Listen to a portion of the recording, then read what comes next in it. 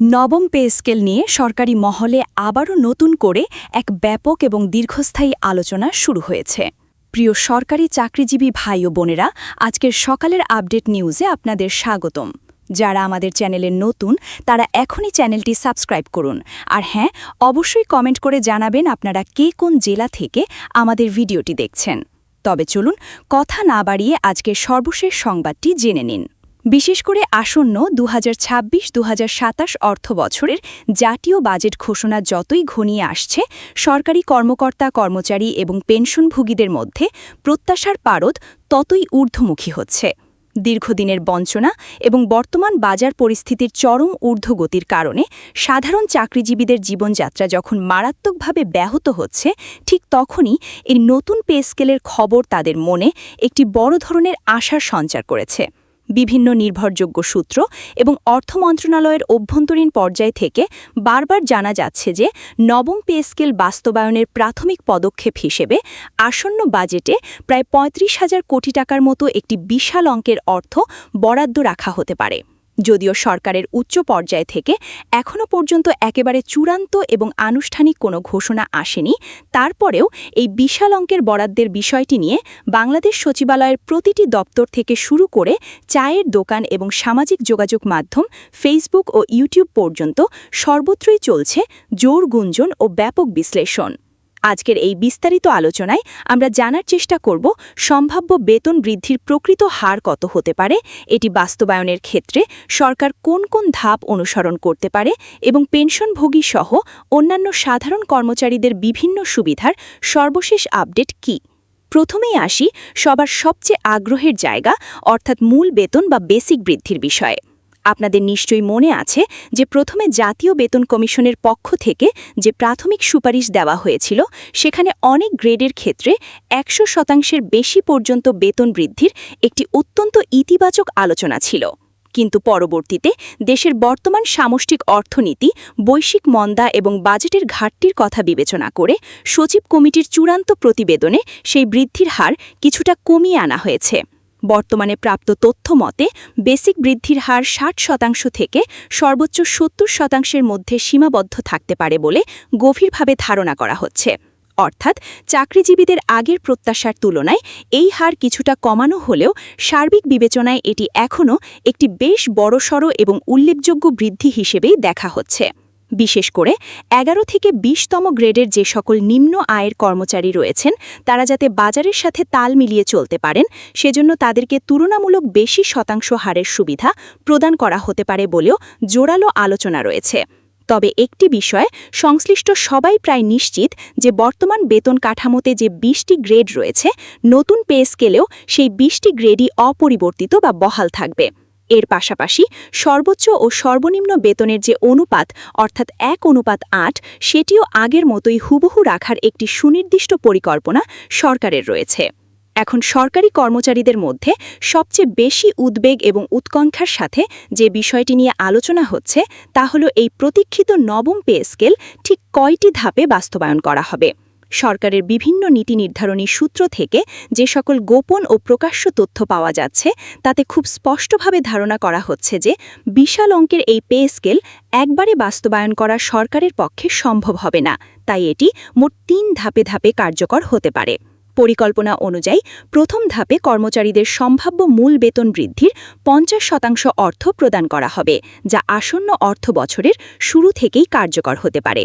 এরপর পরবর্তী অর্থাৎ দ্বিতীয় অর্থ বছরে গিয়ে মূল বেতন বৃদ্ধির বাকি ৫০% অংশ সবার বেতনের সাথে যোগ করা হতে পারে। আর একেবারে শেষ ধাপে অর্থাৎ তৃতীয় বছরে গিয়ে সরকারি চাকরিজীবীদের জন্য বরাদ্দকৃত বাড়ি ভাড়া, চিকিৎসা ভাতা, যাতায়াত ভাতা, টিফিন ভাতা ও অন্যান্য সকল আনুষঙ্গিক ভাতাগুলো বর্তমান সময়ের সাথে সমন্বয় করে পূর্ণাঙ্গভাবে কার্যকর করা হতে পারে। সহজ কথায় বলতে গেলে একটি নতুন পে স্কেলের শতভাগ বা পুরো সুবিধা নিজেদের পকেটে পেতে সরকারি চাকরিজীবীদের দীর্ঘ ৩টি অর্থ বছর পর্যন্ত একটানা অপেক্ষা করতে হতে পারে। যদিও বিষয়টি নিয়ে সরকারের সর্বোচ্চ পর্যায় থেকে এখনও চূড়ান্ত কোনো প্রজ্ঞাপন জারি হয়নি বা সিদ্ধান্ত নেওয়া হয়নি, তারপরেও বর্তমান অর্থনৈতিক বাস্তবতায় এই ৩ ধাপের ফর্মুলাটি নিয়েই সচিবালয়ের সবচেয়ে বেশি বিচার বিশ্লেষণ ও আলোচনা হচ্ছে। ধাপে ধাপে বাস্তবায়নের এই পুরো হিসাবটি একটি অত্যন্ত সহজ উদাহরণের মাধ্যমে আপনাদের সামনে তুলে ধরলে বিষয়টি আরও অনেক বেশি পরিষ্কার এবং বোধগম্য হবে। ধরুন, একজন সরকারি কর্মচারীর বর্তমান বেসিক বা মূল বেতন হচ্ছে ১০০ টাকা। এখন যদি সচিব কমিটির সর্বশেষ সুপারিশ অনুযায়ী তার বেতন ৭০% বৃদ্ধি পায়, তাহলে তার মোট বেতন বৃদ্ধির পরিমাণ দাঁড়াবে ৭০ টাকা।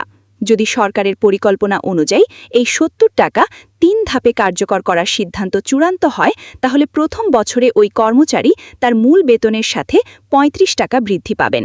এরপর দ্বিতীয় বছরে গিয়ে তার বেতনের সাথে আরও ৩৫ টাকা যোগ হবে, যার ফলে তার মূল বেতনের শতভাগ বৃদ্ধি সম্পন্ন হবে। আর ঠিক তৃতীয় বছরে গিয়ে তার আনুষাঙ্গিক যে ভাতাগুলো রয়েছে, অর্থাৎ বাড়ি ভাড়া এবং চিকিৎসা ভাতার মতো বিষয়গুলো নতুন বেসিকের আলোকে সম্পূর্ণ নতুনভাবে এবং পূর্ণাঙ্গ রূপে কার্যকর করা হবে। এর ফলে একবারে বা রাতারাতি পুরো সুবিধা না পেলেও এই ধাপে ধাপে কার্যকর করার মাধ্যমেও কর্মচারীদের মোট বেতন সময়ের সাথে সাথে একটি উল্লেখযোগ্য পরিমাণে বাড়তে পারে, যা তাদের জীবনে কিছুটা হলেও স্বস্তি বয়ে আনবে। তবে মাঠ পর্যায়ের সাধারণ কর্মচারী এবং অনেক অর্থনীতিবিদ মনে করছেন যে বর্তমান বাজারে জিনিসপত্রের দাম যেভাবে লাগামহীনভাবে বাড়ছে এবং মূল্যস্ফীতি যে পর্যায়ে পৌঁছেছে, তাতে এত দীর্ঘ সময় না নিয়ে যদি আরও দ্রুত অর্থাৎ ১ বা ২ ধাপে এই পে স্কেল বাস্তবায়ন করা হয়, তবেই সাধারণ কর্মচারীরা প্রকৃত অর্থে বেশি উপকৃত এবং লাভবান হবেন। এই নতুন পে স্কেলের আলোচনায় শুধুমাত্র কর্মরত কর্মচারীরাই নন, বরং যারা জীবনের দীর্ঘ সময় দেশের সেবায় ব্যয় করে অবসরে গেছেন সেই পেনশনভোগীদের বিষয়েও এবার সরকারের পক্ষ থেকে একটি বিশেষ এবং সহানুভূতিশীল গুরুত্ব দেওয়া হচ্ছে। সরকারের বিভিন্ন পর্যায়ের অভ্যন্তরীণ আলোচনায় বারবার এই বিষয়টি জোরালোভাবে উঠে এসেছে যে রানিং বা কর্মরত সরকারি চাকরিজীবীদের মতো অবসরপ্রাপ্ত পেনশনভোগীরাও যাতে আনুপাতিক হারের সমান সুবিধা পান তা নিশ্চিত করা হবে। বিশেষ করে যারা প্রবীণ বা সিনিয়র সিটিজেন রয়েছেন, তাদের জন্য চিকিৎসা ভাতা বাড়ানোর বিষয়টি অত্যন্ত মানবিক দৃষ্টিকোণ থেকে এবং সর্বোচ্চ গুরুত্বের সঙ্গে বিবেচনা করা হচ্ছে। আপনারা জানেন যে বর্তমানে অবসরে যাওয়া কর্মচারীরা মাসিক ১৫০০ টাকার মতো একটি নির্ধারিত চিকিৎসা ভাতা পান, যা বর্তমান সময়ের ডাক্তার ফিস এবং ওষুধের আকাশছোঁয়া দামের তুলনায় একেবারেই নগণ্য। তাই নতুন পে স্কেলে তাদের সেই চিকিৎসা ভাতার সুবিধাটি অন্তত দ্বিগুণ বা তারও বেশি করার বিষয়ে মন্ত্রণালয়ে জোরালো আলোচনা চলছে। এছাড়া বয়োবৃদ্ধ প্রবীণ পেনশনারদের জন্য বিশেষ একটি আলা বা বাড়তি সহায়তা সুবিধার নতুন করে চালুর বিষয়েও নীতি নির্ধারকদের মধ্যে কথা হচ্ছে। কারণ বর্তমান বাজারে বয়স বাড়ার সাথে সাথে চিকিৎসা এবং জীবন রক্ষাকারী ওষুধের খরচ বহুগুণ বেড়ে যাওয়ায় আয়ের নির্দিষ্ট উৎস না থাকা এই অবসরপ্রাপ্ত কর্মচারীরাই সমাজের সবচেয়ে বেশি আর্থিক এবং মানসিক চাপে রয়েছেন। ভিডিওটি খুবই জরুরি, তাই দয়া করে সবার সাথে ভিডিওটি শেয়ার করতে ভুলবেন না। আর নতুন ভিডিও আপডেট পেতে এখনই চ্যানেলটি সাবস্ক্রাইব করুন।